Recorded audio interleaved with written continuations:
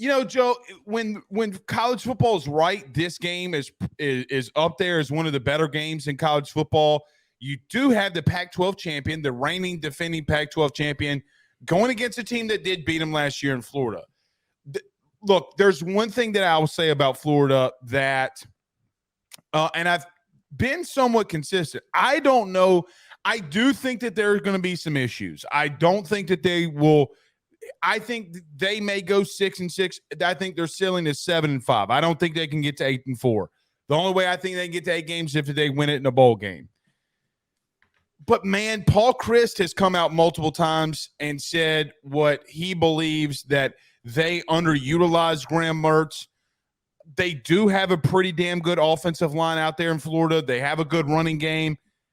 Everybody continues to tell me, Blake, that Florida's going to go into Utah and get blown out. And, look, maybe they will. Maybe Napier is way in over his head. But, Joe, Utah – does not have not only Cam Rising, but they don't have their second-string quarterback either.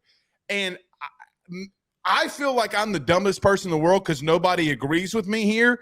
How can you not put that at the top pedestal of, Utah might be in trouble? Because that line, Joe, has moved from 13. I don't even know where it's at now, but it's almost moved double digits.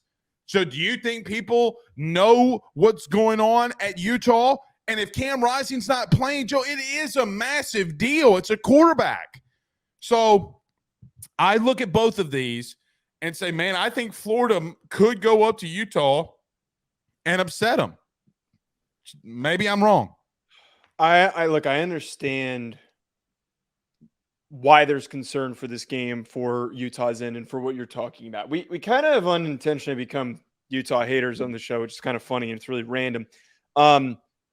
If Cam Rising doesn't play and Bryson Barnes, as you're saying, is possibly not available because he's experienced. He's an experienced backup. He has had to step in before when Cam Rising has gone down.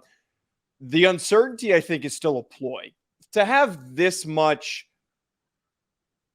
of a concern coming out of camp, like there has to be something that we're not being told. It's an advantage of the college football injury report system that it doesn't have to be disclosed. The timeline of recovery, the timeline of return, who is going to be playing.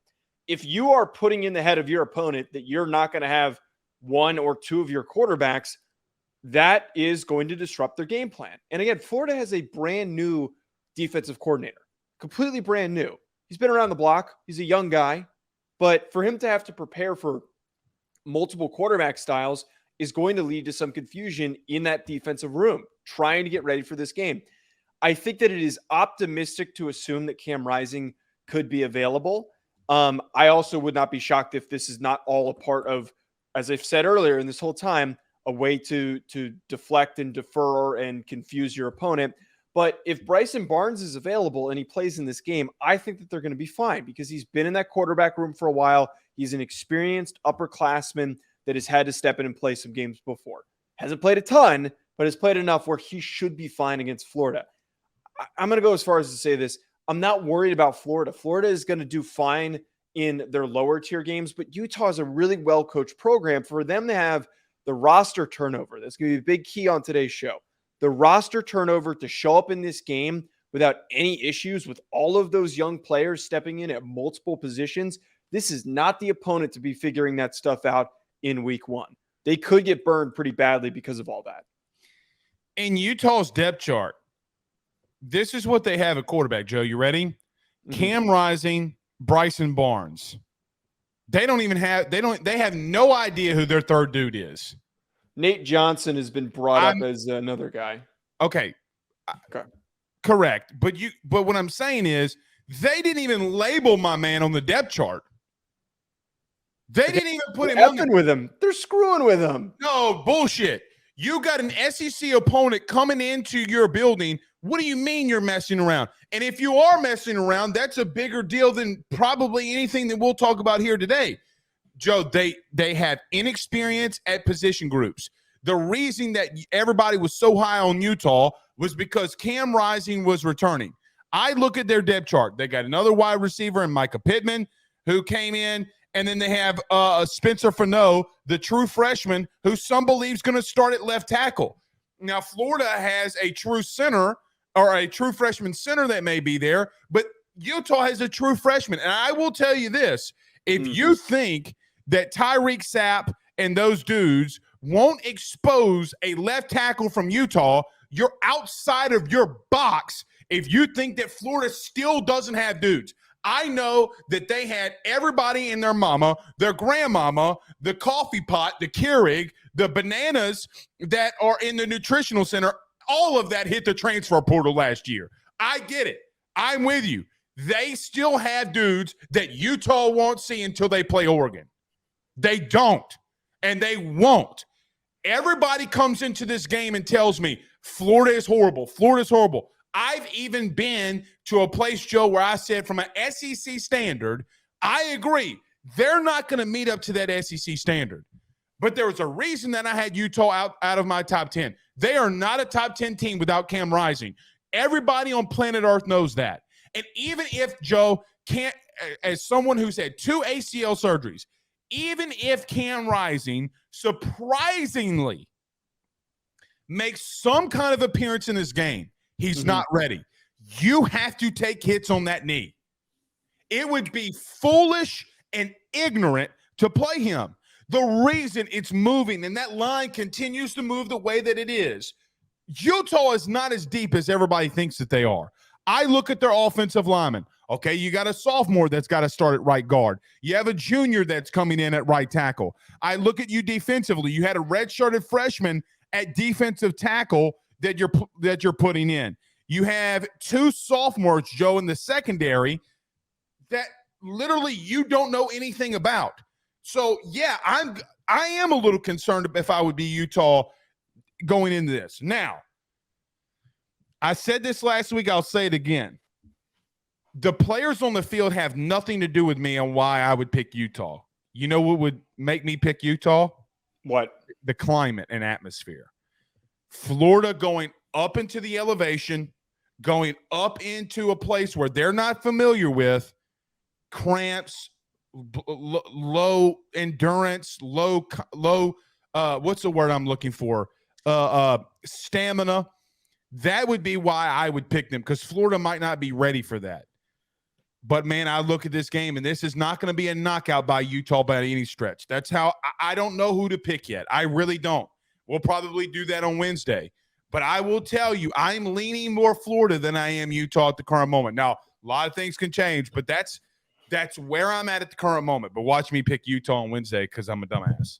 Look, you made a very interesting point that I think actually helps my cause here. So, yes, Cam Rising, without him, Utah is not a top 15 team. They're not a ranked team. They're not the same team without having an experienced quarterback. Experienced quarterback play is one of the most important things in college football. And with a third stringer coming in, that's a problem. But you know what about Florida? Without Anthony Richardson, without the guy putting your team on your back, and then also having to, which you pointed out, travel all the way to Utah in a climate that you never, ever play in and that you can never replicate, which Billy Napier has basically said he's not taking that concern and that issue very seriously in preparing for, again, a difficult climate to prepare for.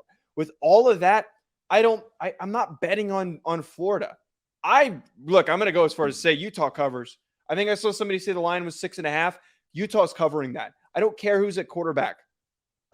Yes, they won't put up as many passing yards, but Jaquindon Jackson is a dog at running back. They ran all over USC. We know how dominant that they can be up front.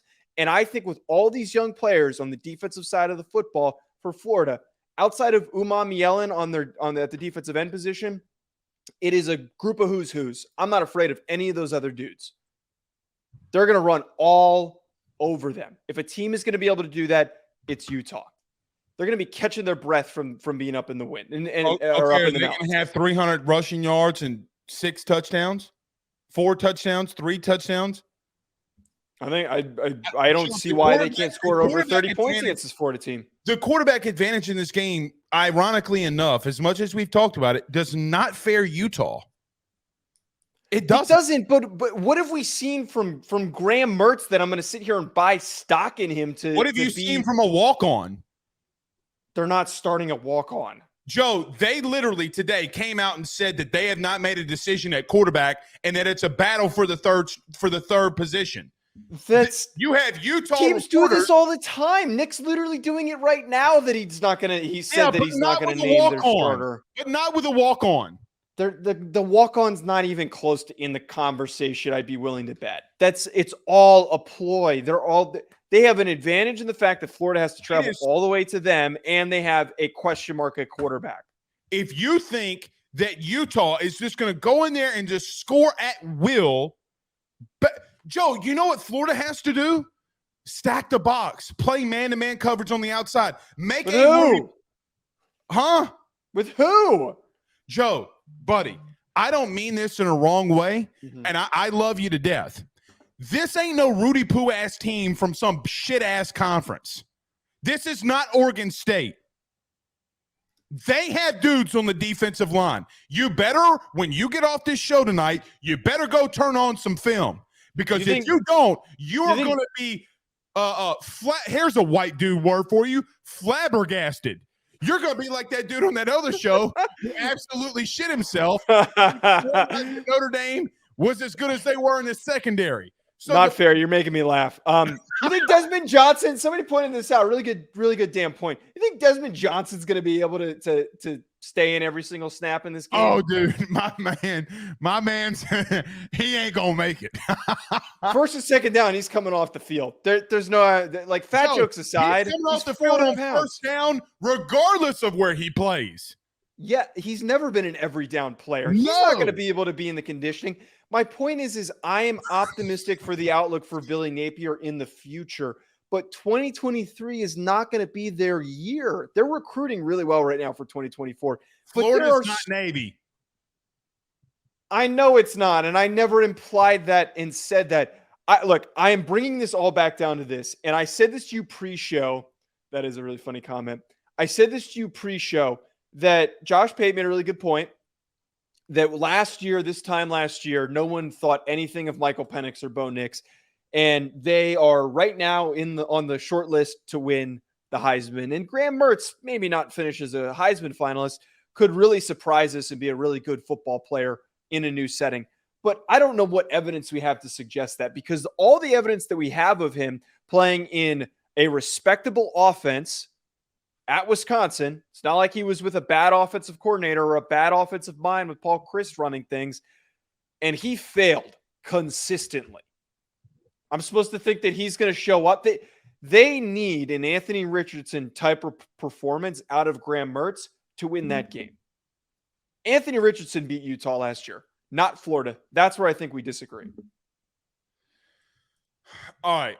So I highly disagree with you that Florida can't hang around here. I completely disagree with you. Okay. And the final point that I'll make with this, okay. I just don't understand why more people aren't putting the emphasis on this quarterback situation being a big deal. I know that everybody and their mama has said Florida will suck. I get it. And you want to stay with what you were consistent with all off season. But we all had the anticipation that Cam Rising was returning. We all didn't have the anticipation that a left tackle was going to be a true freshman for Utah. Okay. Hold on, man. I let you go for 5 straight freaking minutes. Okay? That wasn't 5 minutes, but continue. Joe, they literally, listen to this.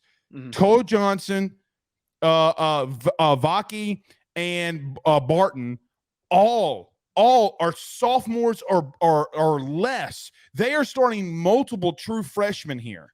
Multiple true freshmen defensively in the secondary. So if this were anybody else playing any other team, yeah, Graham Mertz had a bad year last year. Sounds good. We've seen a lot of quarterbacks early on in their career have really shitty performances. There were times, Joe, that Burrow wouldn't get to 50% completion percentage his first year starting at LSU. You got to give quarterbacks more time. If Graham Mertz goes out there and does something, everybody is going to say, okay, well, you know what? We were really off on Florida. Really off. Joe, They legitimately were running 2-man routes in Wisconsin, and we're going to blame the quarterback. 2-man routes. So give Graham Mertz time, but not Anthony Richardson? Anthony Richardson did have time. He played the entire season before. He had nearly 200 like 24. Joe, he was losing to Vandy. Anthony Richardson's 21 years He old. lost to Vandy. I know Graham Mertz played a lot more games than Anthony Richardson has. You know what he hadn't done? Get ready for it. You ready? He didn't lose to Vandy. Not yet, anyway. I want to just one final thing that I want to. I also wrote down the fact that Utah is playing 9 underclassmen on their listed depth chart. They have 9 underclassmen. One of them's their punter, so it's 8. I think that you're undervaluing the coaching that Utah has had on these young players and the development. Utah has been one of the best programs in roster development. Not a lot of redshirt freshmen that are going to come in and make an impact. It's usually those seniors and juniors, which is important for them. But you're talking about Lander Barton was the freshman of the year in the Pac-12, the defensive freshman of the year. He was a freshman All-American by some outlets. There are guys on that team that were important players that were underclassmen that were contributing in minor roles and that are now asked to step up. I'm more worried about Florida's guys that you brought in the transfer portal and that are young and inexperienced compared to the guys in Utah that I know are better coached. I at least have examples of those guys developing.